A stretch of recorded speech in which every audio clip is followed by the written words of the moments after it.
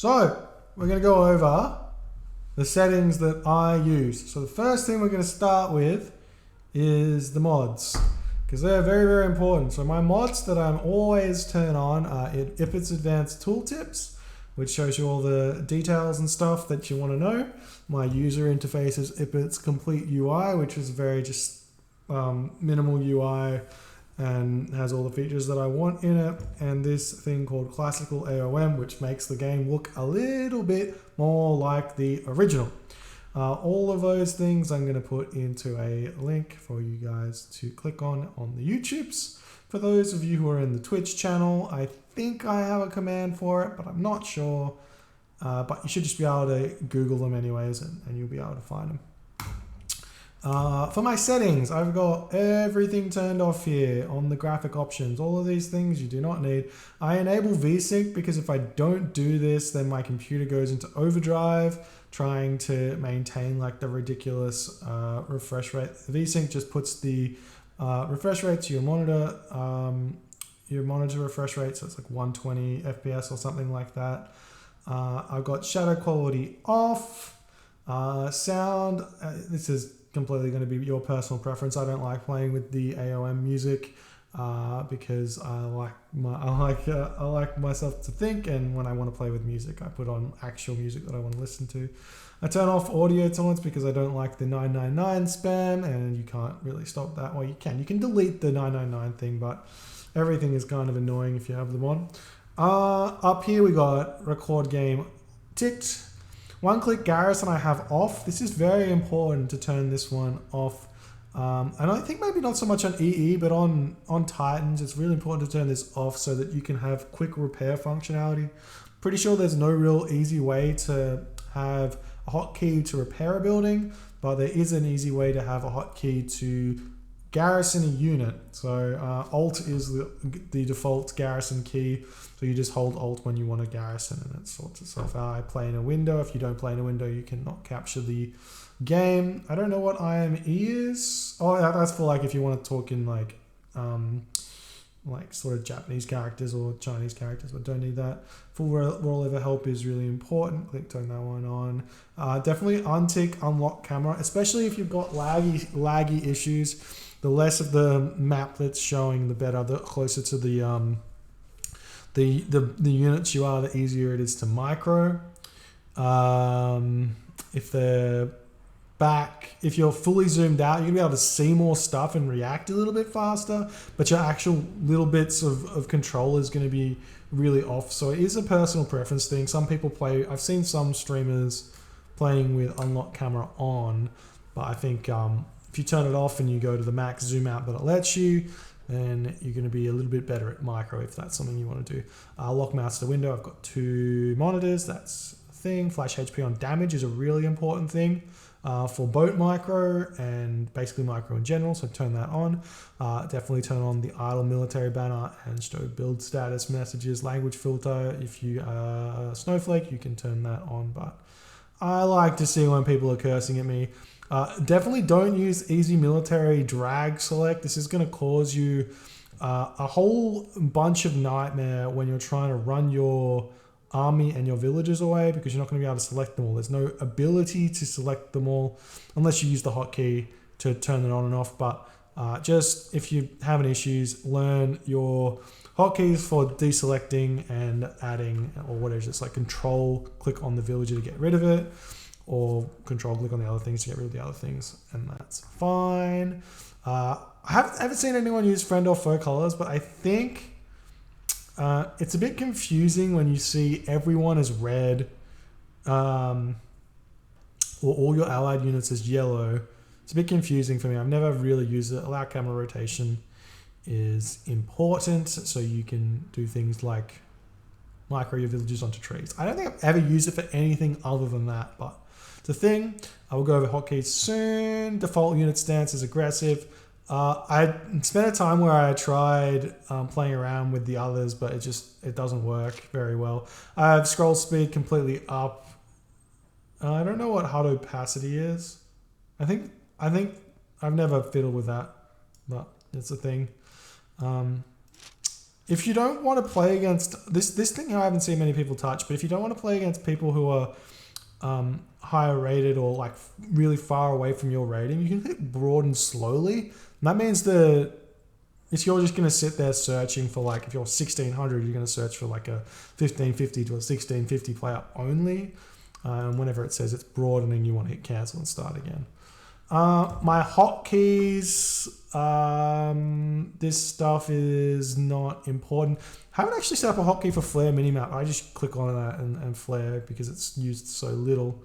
Observer mode, I don't care about. It's all pretty standard. My selection, this is kind of important. I don't change any of this, but you should learn how to use your control groups if you want to get serious at any RTS game. Basically, it allows you to keep track of certain things, and most importantly, your army. So if you get used to continuously hitting Shift 1 whenever you've got your army selected, that means that you're going to be able to leave your army and then bounce back to it instantly by double tapping 1 if you hit Shift 1. I use 5 through 9 for my army because I use 1 through 4 for my main buildings. My buildings, generally, if you want to copy mine, I wouldn't suggest it. I think there's a better way to do it, but I use 1 for my main military building, so it's either going to be a stable or a military, or a stable or a barracks, basically. 2 is my secondary, which is normally going to be an archery range, or it's like C's workshop or something like that. 3 is my town centers. 4 is going to be a temple or my market. 5 is my main army. 6 is my archers, and 7 is my heroes. If I ever decide to do that, but very rarely will I do that. Sometimes I combine my archers and my heroes into 6, but not very often. It's definitely useful if you can get into separating your army just before battles or during battles or whatever. You can be really, really fast with micro and things like that. Unit stances and formations. To eject garrison units, I use G. This hotkey is really important. I totally underestimated how good this hotkey was for ages, but it's got some weird kinks to it, but you should definitely use it if you're not. Everything else here is standard, except for auto queue. I use C for auto queue. It's just close to where my hand sits, and it's easy to push. Find keys. These are kind of important. I don't use the hero hotkey. I just use the banner at the top when I'm wanting to find my hero. If I ever lose him, you don't really use that very much. Idle villager is really important. It's probably the most important hotkey, so I've given it the biggest thing on the keyboard space. Idle military is the tilde, which is right next to 1. So if my hand is on the keyboard with my like ring finger on Q, then I can easily move up to hit the tilde button with my ring finger, basically. So it's really close, right next to 1. All those buttons. So that's a very important hotkey as well. My town center is tab. This is mostly a relic of playing Nilla, where you need to bounce around your town centers quite a bit to make sure that you're not overproducing villages in each town, so you don't have too many queued up. So I would push tab quite a bit through the games, but most people just use H for that, and it's totally fine. And they actually use tab for auto queue, which makes sense, but it's just, for me, this is just a relic, and I'm not going to change it because I'm just so used to it. Everything else I think in here is default. Except for find last notification, I use mouse 3. This is a really important hotkey in the early game. You want to use it to find, like, whenever you find a goat or a herdable, you push this this button and it'll move your screen directly to where you found it. So if you're not exactly sure where it came up, you can just hit mouse 3 or whatever your last notification is to do that one. Everything else here, is default. The only one I would suggest changing is tower, because it's kind of far away from far away, and it's a really important late game hotkey, but I'm just so used to just pushing it that I just do, that's just what I do. This is all fine. So you want to have whatever your hotkey to build the building, you want to have that the same for find, and that's what I've got. So Yes. Okay, shared building construction. These are all the standard ones. I don't tinker with these. You can do the QWERTY system on this, but it's a bit too confusing for my brain, and I just learnt all of the default hotkeys. So if you're brand spanking new to hotkeys and you want to start making doing hotkeys, then I would recommend changing all of these to QWERTY or ASDF, right? Make them all, how many are there? 1, 2, 3, 4, 5, 6, 7, 8, 9, 10, 11, 12, 13. So 1, 2, 3, 4, 5, 6, 7, 8, 9, 10, 11, 12. You can basically fit them under QWERT, ASDF, and ZXCV, right? And I guess there's a bunch of extra ones here, but you can figure out something that works for you there that are all sitting on the left side of the keyboard. That will be what you want to be doing. As we said, all of these are the same. I didn't change anything there. Here we get to where I have changed stuff. So I do use the QWERTY system for building stuff. So my villages are Q. Everything is going to be, the shift of it is going to be the same. I used ASD for the Greek heroes and Z for physician. Mercenary. All of this is just the same kind of vibe. I'm just going to show it to you if you want to copy it down while you're going through. Give it a couple of seconds. Dwarf Oxcar Ulfsark, all the same. Chinese settlement, the same. And Q. This shared dock unit training does change a little bit because the QWERTY system would have transport on W, but I found if I had it on W, I'd often just push W expecting an archer ship to come out, and I build a bunch of transport ships. And you never build transport ships, or very, very rarely build transport ships, so I just put it as far away from my fingers as possible so I don't accidentally build it. Very, very good. Greek dock. The Argo. Here's something which I don't think you can do on EE with the default hotkeys that you can do on the Titans with Ipit's hotkeys, or if you edit the hotkey document. You can actually set every single classical age myth unit to the same hotkey. So you can have your heroic age hotkeys as S, and your mythic age myth units as D. Did I say hotkey? Your heroic age myth units as S, and classical age is A, etc., which is a thing. And I've kind of done that for the myth units here, but you'll see I kind of have a workaround for the actual temple. If we jump to a temple here, so QWE for these, all of these are QWE. Fortress here, the Greek heroes again with ASD. Greek hero unit is E, Heliopolis W, Petropolis Q, Physician Z. So these are trying to be exactly the same as the town center. Greek temple, here we go. So this is kind of a bit of a mess that I came up with. So because there's a Pegasus start, there's like a hero unit or a special unit in every one of the town centers, it does throw off my sort of thinking here, but I just go WER are going to be my most built classical age, heroic age, and mythic age myth units. So Centaur is W, what's E? Nemean Lion is E, and Colossus is R. So they're going to be the most built myth units I make, and then we go to the next one with where we would be Minotaur is S. It will probably be the Hydra is D, and Chimera is F, and etc. And you get the gist. Barracks again, Quir,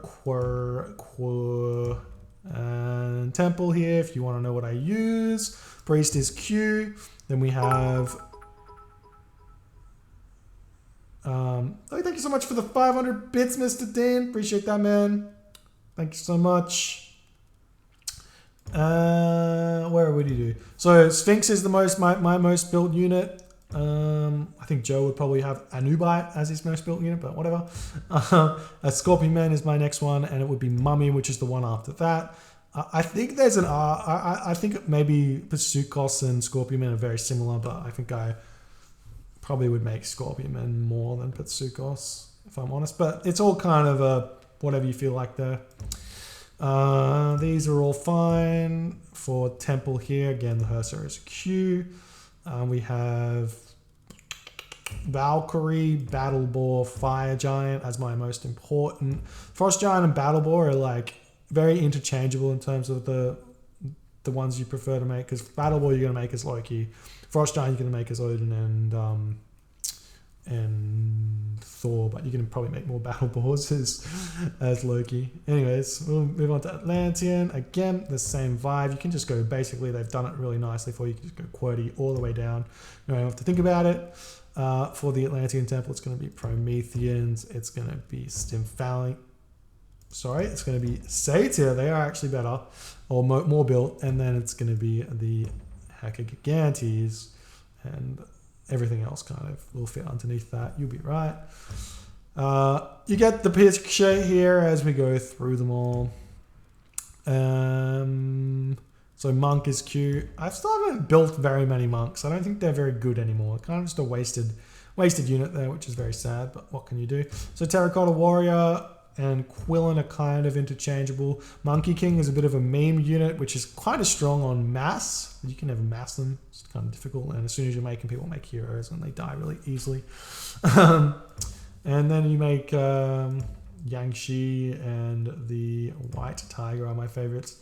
But that's the gist. If you guys have any questions in the chat right now or in the YouTube, definitely just let me know and I'll try and explain something if anyone's got any questions right now quickly, and then we can do those. Otherwise, all good. Why do I micro villages on 2 trees? I see you do it again, but after building a lava camp, they pick the best trees. No, you never trust villagers to do anything. Never trust them to do anything. They're going to do the dumbest thing possible. And you want to be basically finding the tree. It's, in the early game, each villager wants to be in its own single tree, so they bump into each other the least amount of time. So yeah, if you can tell a villager to do something and do it, otherwise it's going to be dumb. It's going to be dumb.